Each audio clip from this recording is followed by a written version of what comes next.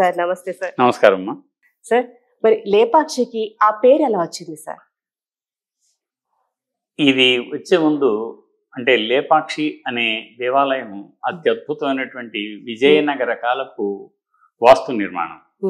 చాలా విజయనగర కాలం నాటి ఆలయాలు ఆంధ్రప్రదేశ్లో చాలా ఉన్నాయి, దక్షిణాది కూడా ఉన్నాయి. అయితే ఈ లేపాక్షికి ప్రపంచ ప్రఖ్యాతిగాంచిన ఒక గుర్తింపు దక్కింది. ఏమిటి ఆ గుర్తింపు? దేనివల్ల వచ్చింది అంటే, ఒకటి అక్కడున్న నంది, రెండు అక్కడున్న వీరభద్రాలయం, మూడు ఆలయంలో ఉన్నటువంటి శిల్పం, ఇంకా వర్ణచిత్రాలు. వీటితో లేపాక్షి లేపాక్షి అనేది విపరీతంగా పేరు వచ్చింది. అంతేకాకుండా మనకు స్వాతంత్ర్యానికి పూర్వం ఆయన లేపాక్షి బసవన్న లేచిరావయ్య అని అద్భుతమైనటువంటి ఒక పాటని మనకు అందించారు. అదిగో దాంతో మరింత ప్రతి ఊళ్ళోనూ పల్లెల్లోనూ పిల్లల్లోనూ లేపాక్షి అంటే ఏమిటో తెలిసింది. ఈ లేపాక్షి అంటే ఏమిటి అంటే అది ఒక గ్రామం పేరు, ప్రస్తుతం ఒక పట్టణమైంది.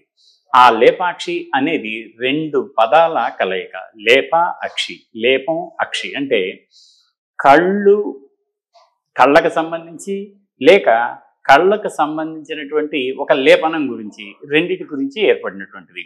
అయితే ఈ లేపాక్షి అనే గ్రామానికి ఆ పేరు ఎలా వచ్చిందో చూడటానికి ఒక రెండు కథలు ప్రచారంలో ఉన్నాయి. ఒక కథ ఏమిటి అంటే, రామాయణంలో సీతాదేవిని రావణాసురుడు మాయావిగా తీసుకువెళ్ళిన తర్వాత ఎలాగైనా సరే ఈ విషయాన్ని రాముడికి చెప్పాలి అన్న ఉద్దేశంతో జటాయువు ప్రయత్నిస్తూ ఉంటుంది. రావణాసురుడిని వెంటబడుతూ ఉంటుంది. వెంటబడుతుంటా ఇది నాకు వెంటబడుతుందా అని చెప్పి రావణాసురుడు కత్తి తీసుకొని రెక్కల్ని కట్ చేస్తాడు. కట్ చేసినప్పుడు పాపం ఆ వినుకొండ దగ్గర కొంత చెప్పటానికి రామా రామా అని చెప్పటానికి ప్రయత్నించిందని, అలాగే ఆ తెగిన రెక్కతో అలాగే పోతూ పోతూ పోతూ ఓపిక లేక ఒక ప్రదేశంలో పడిందని, ఆ ప్రదేశాన్ని అక్కడ పడితే ఇక రాముడు ఆ సంగతి తెలుసుకొని అటు వెళ్తూ వెళ్తూ అయ్యో నా కోసం కదా ఇంత బాధకు గురైందని చెప్పి లే పక్షి నేనున్నాను అని అన్నాడని, లే పక్షి అని అన్నాడు కాబట్టి దానికి లేపాక్షి అనే పేరు వచ్చిందని ఒక కథనం.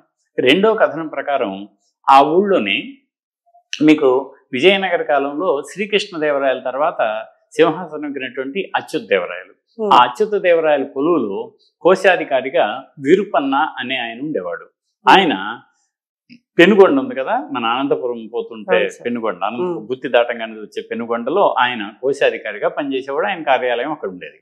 ఈ పెనుగొండలో కోశాధికారిగా పనిచేస్తున్న విరుపన్న ఒకసారి ఈ ప్రదేశానికి వస్తాడు. వచ్చినప్పుడు అక్కడ చిన్న కొండ ఉంటుంది అన్నమాట. ఆ చిన్న కొండ మీద వాళ్ళ అబ్బాయి మోగవాడు, అతను ఆడుకుంటూ ఉంటాడు. అయితే ఏమంటాడు అంటే, ఈ విరుపన్న మొక్కున్నాడు, అయ్యా మా అబ్బాయికి గనక నోరు మోగవాడికి మాటలు వస్తే నేను శివుడికి ఒక ఆలయం కట్టిస్తాను అని మొక్కుంటాడు. అలా తను అలాగే అనుకుని ఉండేటప్పుడు తన కొడుకు ఆ చిన్న బండ మీద అటు ఇటు తిరిగి ఒక చోటకి రాగానే ఆయనకి మాటలు వస్తాయి. ఆహా మాటలు వచ్చినాయి కదా, నేను వాగ్దానం చేశాను దేవుడికి అని అక్కడ వీరభద్రుడికి ఒక ఆలయం కట్టిస్తాడు. ఆ ఆలయం కట్టించేటప్పుడు ఏంటంటే, అయ్యో మాటలు వచ్చినాయి కదా అని తన దగ్గర ఉన్న డబ్బు కొంత, గవర్నమెంట్ డబ్బు కొంత వాడుకొని ఆలయం అయితే పూర్తి చేయించడానికి అన్ని చేపిస్తూ ఉన్నాడు.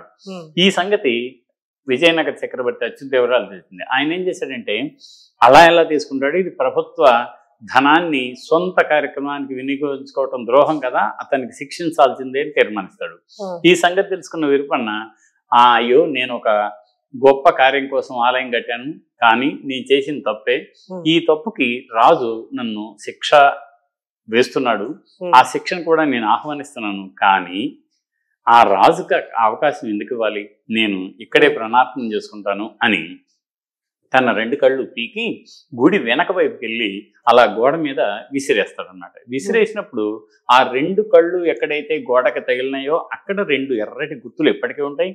ఆ కళ్ళు పడి కిందకి జారుతాయి కదా, జారిన దగ్గర కళ్ళల్లో ఉన్న ద్రవం ఉంటది, ఆ ద్రవం పెయింట్ వేసినట్టుగా కనిపిస్తుంది. దాన్ని లేపనం అంటారు. ఈ లేపనం, ఆ కళ్ళేమో అక్షి.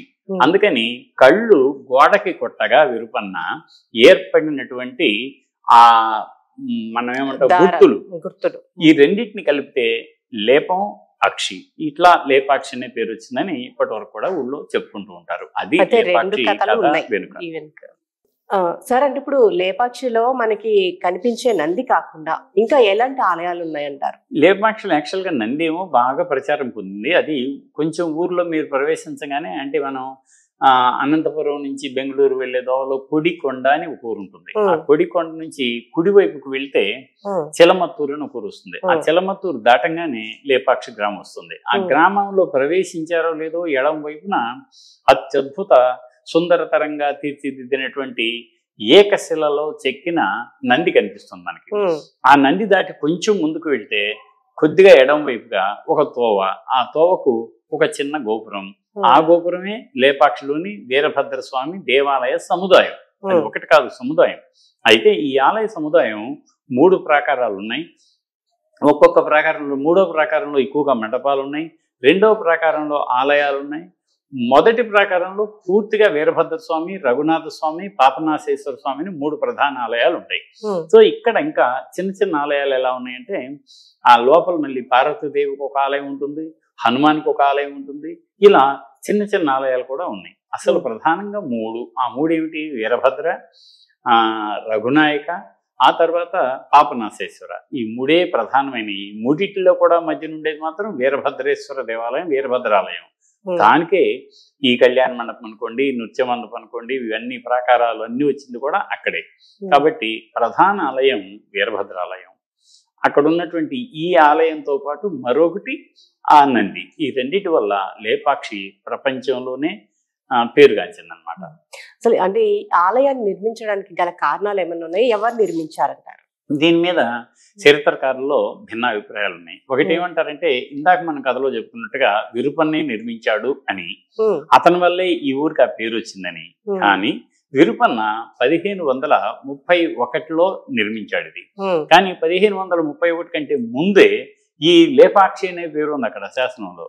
అంతకు ముందు కృష్ణదేవరాయల తండ్రి అయినటువంటి సాల్వ నరసింహదేవుడు, ఆ నరసింహదేవుడి శాసనం కూడా అక్కడ ఉంటుంది. అదైతే 1495 ఆ ప్రాంతాల్లోది. దాంట్లో కూడా లేపాక్షి అని పేరు ఉంది. దీన్ని బట్టి ఏం తెలుస్తుంది అంటే, లేపాక్షి అనే పేరు విరుపన్న అక్కడికి వచ్చి ఆలయాన్ని నిర్మించేదానికంటే ముందే వచ్చింది అనేది తెలుస్తుంది. ఇంకా అనేక శాసనాలు ఉన్నాయి. ఆ శాసనాల్లో రఘునాథ స్వామికి, వీరభద్రునికి, పాపనాశేశ్వరునికి ఇలా అనేక దానాలు ఇచ్చినటువంటి సందర్భాలని రికార్డ్ చేస్తూ ఉంటాయి. దీంట్లో అసలు విషయానికి వస్తే, ఈ లేపన్న కథ బాగా ముడిపడి ఉంది. ఎందుకు ముడిపడి ఉందంటే, అనుకున్నాం కదా మనం ఇందాక, అచ్యుత దేవరాయలేమో ఆయనకు మరో గొప్ప విషయం చెప్పుకోవాలి మనం. శ్రీకృష్ణదేవరాయలు హంపి విజయనగరంలోనే సింహాసనం అధిష్ఠిస్తే, అచ్యుత దేవరాయలు మాత్రం శ్రీకాళహస్తి దేవాలయంలో తన సింహాసనం ఎక్కుతాడు, పట్టాభిషేకం అవుతాడు. ఆ తర్వాత ఆయన విజయనగరంలో రాజ్యం వెళ్తూ ఉంటాడు.